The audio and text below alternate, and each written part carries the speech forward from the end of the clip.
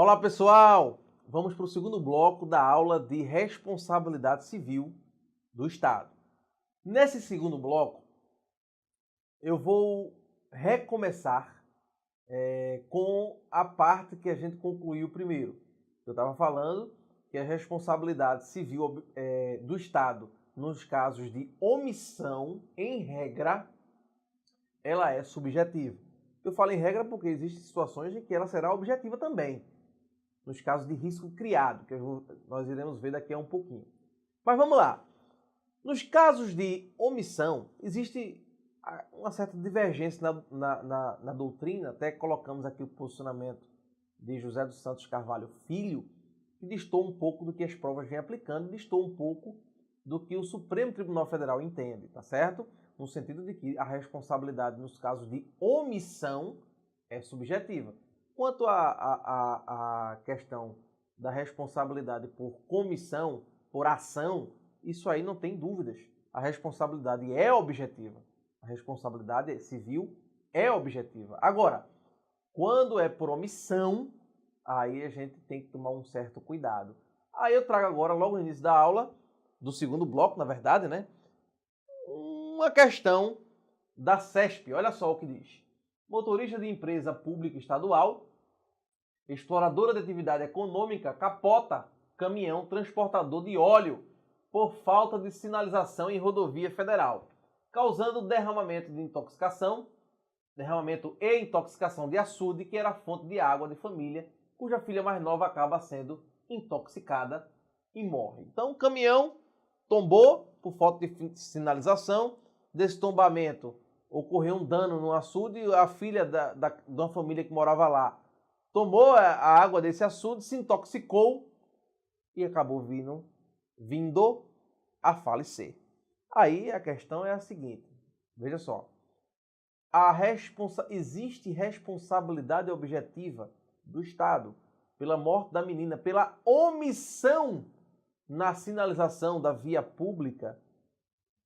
Aí a SESC veio trazendo a seguinte assertiva. Veja só.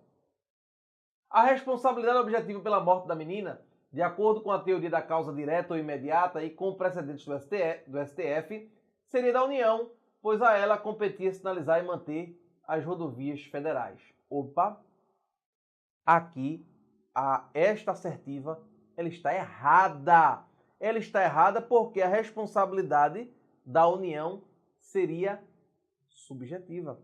Teria que se provar o dolo ou até mesmo a culpa. Agora, por qual razão seria subjetiva? Porque de fato houve uma omissão. De fato houve uma omissão. E a omissão seria o quê? Seria justamente a não sinalização da rodovia.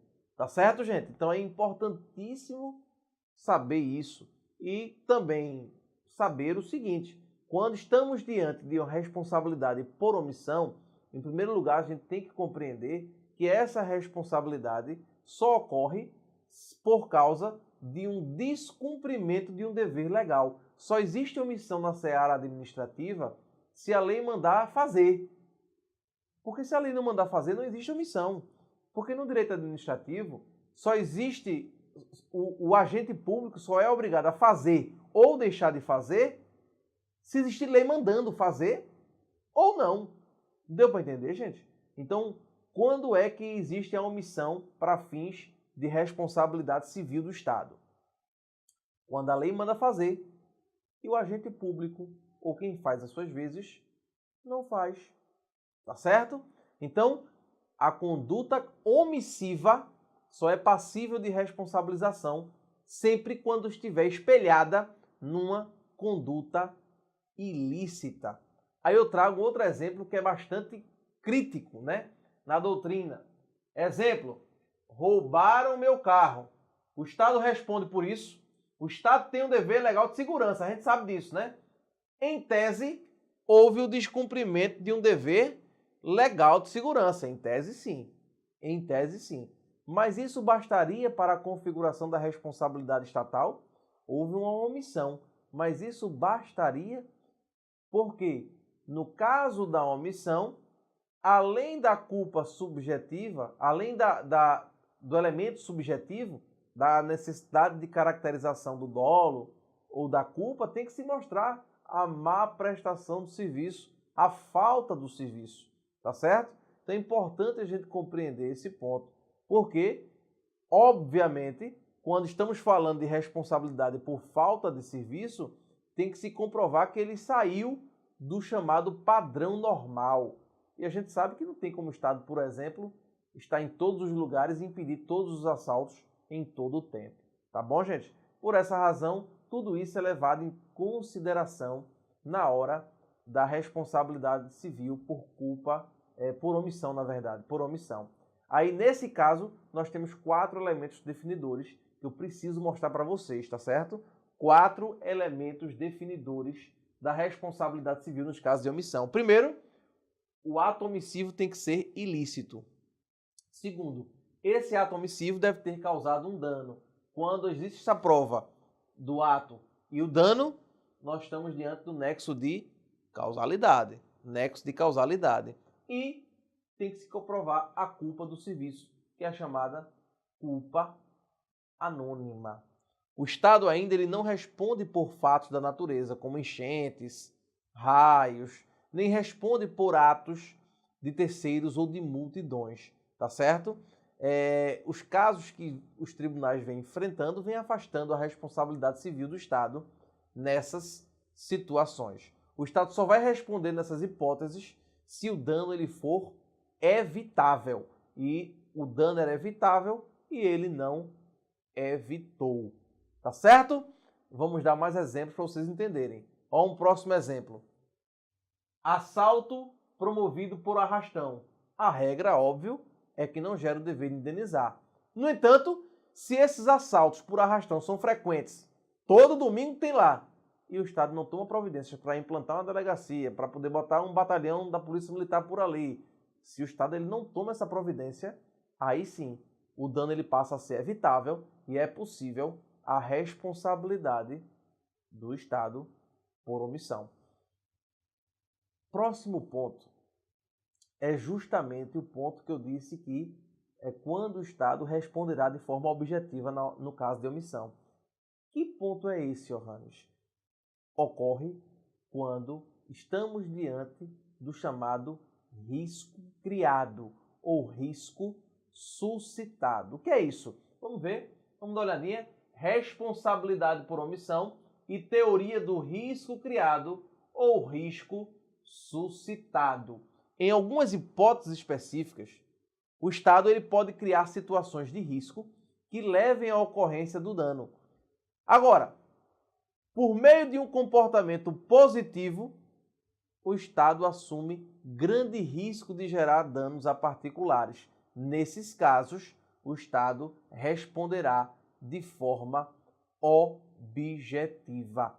As situações que podem trazer o risco criado ou o risco suscitado são justamente a guarda de pessoas ou guarda de coisas. Vamos dar um exemplo. Dentro de um presídio, o Estado está guardando pessoas. É o chamado risco criado. Vamos ver um exemplo sobre essa situação. Interessantíssimo. Olha só. Um detento foge e assalta, na fuga, a casa do lado do prédio. Eita, ficou até uma vírgula a mais, né? É um detento foge e assalta. Não tá certo. Um detento foge e assalta. Na fuga. Ixi, que tá ruim. Eu não tô conseguindo nem entender a redação. Vamos repetir. Um detento foge e assalta, na fuga, a casa ao lado do presídio, gerando grandes prejuízos a uma família que ali reside. O Estado deve ser responsabilizado objetivamente em razão do risco causado à vizinha quando assumiu construir o presídio naquela região residencial e não cuidou da segurança necessária. Então, nos casos em que o Estado tem um dever de guarda, esse caso aqui, por exemplo, do presidiário, risco criado. Tem até uma posição do Supremo Tribunal Federal nesse sentido, né? Vamos ver o que diz o Supremo Tribunal Federal? Olha só, essa decisão do Supremo, é no seguinte sentido: a negligência estatal na vigilância do criminoso, a inércia das autoridades policiais diante da terceira fuga e o curto espaço de tempo que se seguiu antes do crime são suficientes para caracterizar o nexo de causalidade. Ato omissivo do Estado que enseja a responsabilidade objetiva. Então, o risco criado, veja que o Supremo trouxe duas decisões do Supremo. Uma que fala que a omissão é causa de responsabilidade subjetiva e a outra que fala que, no caso de risco criado, mesmo sendo omissiva, a responsabilidade será subjetiva. Tá certo? Então, no caso de risco criado, aliás, a responsabilidade será objetiva e não subjetiva. Subjetiva é nos casos de omissão e especificamente em relação ao risco criado, mesmo que haja omissão, a responsabilidade ela será objetiva. Objetiva. Ok? Vimos os agentes, vimos o nexo de causalidade, vimos os riscos, a conduta, a ação, a omissão. Vamos partir para o dano. O dano, vamos lá. O dano, obviamente, é o prejuízo econômico indenizável. O dano, ele pode ocorrer, ou existem, na verdade, 4 características para o dano. Vejam, vamos lá. O dano é o prejuízo que a pessoa teve. Em regra, esse prejuízo é demonstrável economicamente falando, tá certo? Claro que tem situações que você não consegue medir economicamente o prejuízo de uma pessoa. Um agente público está dirigindo um carro, o sinal fica vermelho, ele atravessa o sinal e mata uma criança. Para os pais, essa perda é inestimável. Não se paga, não se tem como aferir economicamente esse dano, tá certo? Mas o dano é o prejuízo em si que está tendo, todo transtorno, tá certo? Isso é o dano. E o dano, ele pode ser, ele pode ser não, ele tem alguns requisitos. O dano ele tem que ser jurídico, não só isso, o dano tem que ser certo, ele tem que ser anormal e também especial.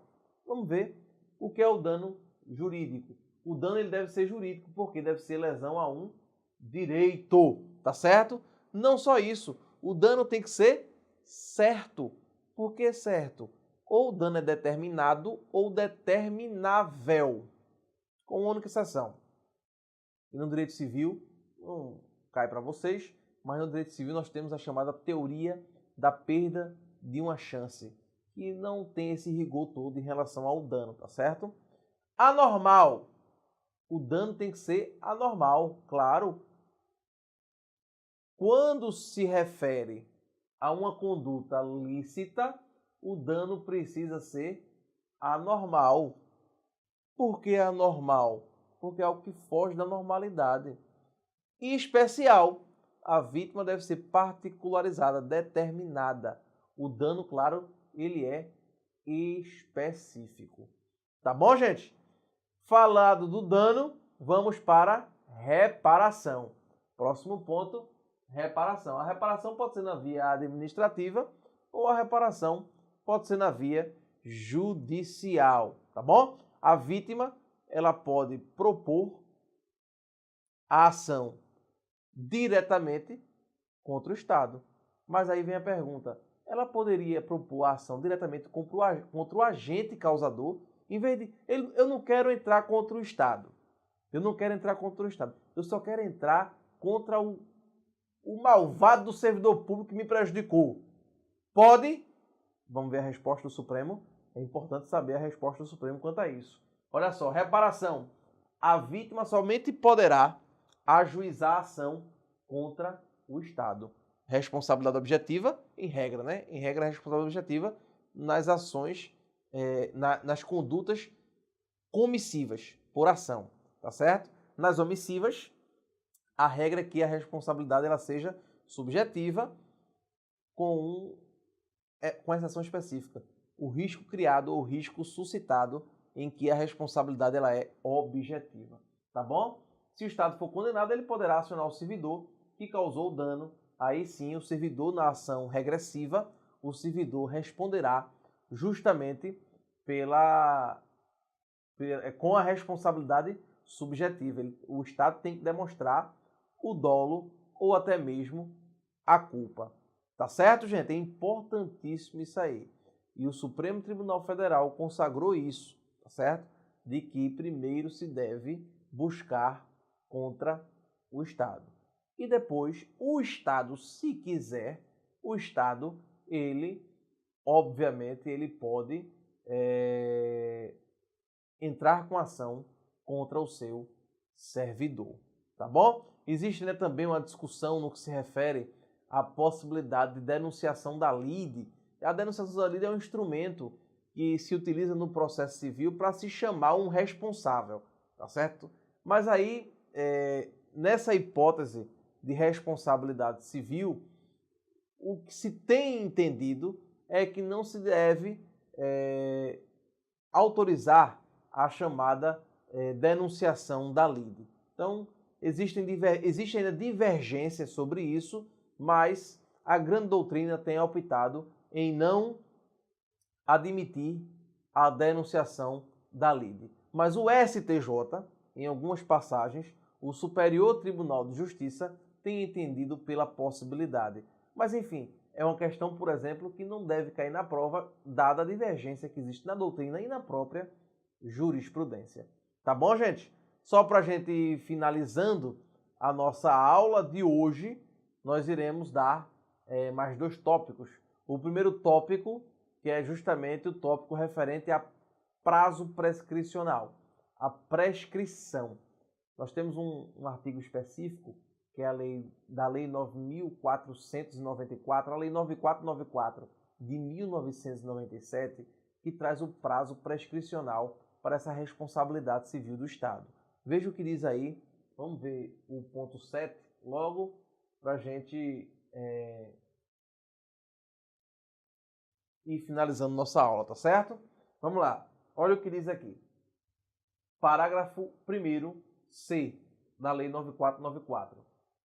Prescreverá em 5 anos o direito de obter indenização dos danos causados por agentes de pessoas jurídicas de direito público e de pessoas jurídicas de direito privado, prestadoras de serviços públicos. Então vejam que aqui estamos diante da chamada prescrição, ou seja, é um prazo que se tem para entrar com a ação. Esse prazo que se tem para entrar com a ação é de 5 anos. Então você tem um prazo de 5 anos para entrar com a ação contra o Estado. Esse é o chamado prazo prescricional, tá certo? Prazo prescricional. Há até quem diga, mas no Código Civil é de 3 anos. Sim, mas o Código Civil é uma lei geral. A gente aplica a lei específica, que é justamente a lei 9494.